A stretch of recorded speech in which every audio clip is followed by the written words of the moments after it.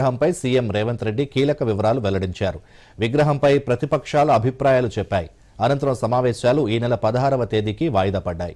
మరిన్ని వివరాలు.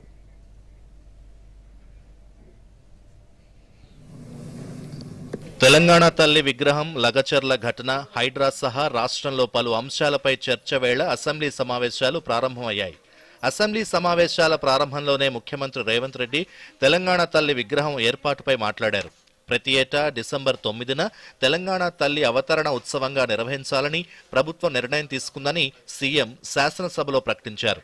ఇప్పటి వరకు ప్రాచుర్యంలో ఉన్న విగ్రహానికి అధికారిక గుర్తింపు లేదని స్పష్టం చేశారు. తెలంగాణ తల్లి రూపకల్పనలో సంప్రదాయం, సంస్కృతులు పరిగణలోకి తీసుకున్నామని, ప్రశాంత వదనంతో, సాంప్రదాయ కట్టుబొట్టుతో, గుండు పూసలు, హారం, ముక్కు పుడకతో, ఆకుపచ్చ చీర, కడియాలు, మెట్టెలతో తెలంగాణ తల్లి రూపకల్పన చేసినట్లు వివరించారు. తెలంగాణ అస్తిత్వాన్ని తెలిపేలా చేతిలో తెలంగాణ పంటలతో కనిపిస్తుందన్నారు. తెలంగాణ తల్లి నిల్చున్న పీఠం చరిత్రకు దర్పణంగా నిలుస్తుందని సీఎం వివరించారు. ఆ తర్వాత ఇదే అంశంపై ఇతర శాసనసభ్యులు మాట్లాడారు.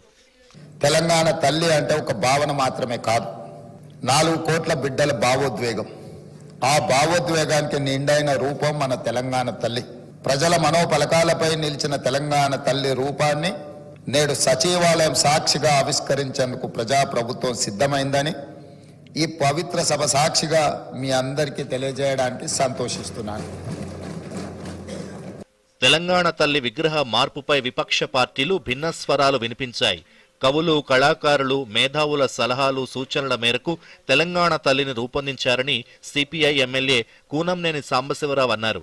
బీఆర్ఎస్ కోరుకున్నట్లు తెలంగాణ తల్లి రూపం ఉండదన్నారు. ఇక బీజేపీ సభ్యులు పాల్వాయి హరీష్ బాబు మాట్లాడుతూ తెలంగాణ తల్లి బతుకమ్మ ఎత్తుకున్నట్లుంటే బాగుండేదన్నారు.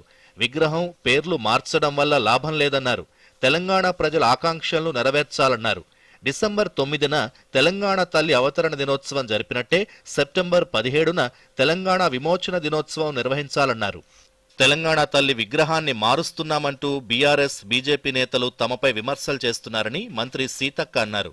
ప్రభుత్వం రూపొందించిన విగ్రహంలో రాష్ట్ర ప్రజల అస్తిత్వం, ఆత్మగౌరవం, పోరాటం, శ్రమైక జీవన రూపం, ఆశీర్వాదం కలగలిసిన నిండైన రూపముందని అన్నారు. ప్రభుత్వం ప్రజాస్వామ్యయుతంగా తెలంగాణ తల్లి విగ్రహంపై సభలో చర్చ చేపట్టిందని డిప్యూటీ సీఎం భట్టి విక్రమార్క అన్నారు. ప్రధాన ప్రతిపక్షం విగ్రహంపై అభిప్రాయాలు చెప్తే బాగుండేదన్నారు. డిప్యూటీ సీఎం మాట్లాడిన తర్వాత సభను స్పీకర్ సోమవారానికి వాయిదా వేశారు.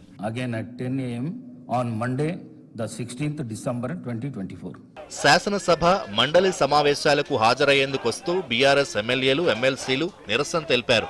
అదానీ అంశంపై నిరసనలో భాగంగా అదానీ ఫోటో ఉన్న టీషర్ట్లను ధరించి సభలోకొచ్చే ప్రయత్నం చేశారు. దీంతో పోలీసులు వారిని అడ్డుకుని అక్కడి నుంచి తరలించారు. దీంతో బీఆర్ఎస్ సభ్యులు లేకుండానే సభ నిర్వహించారు. Bureau report, Doordarshan news.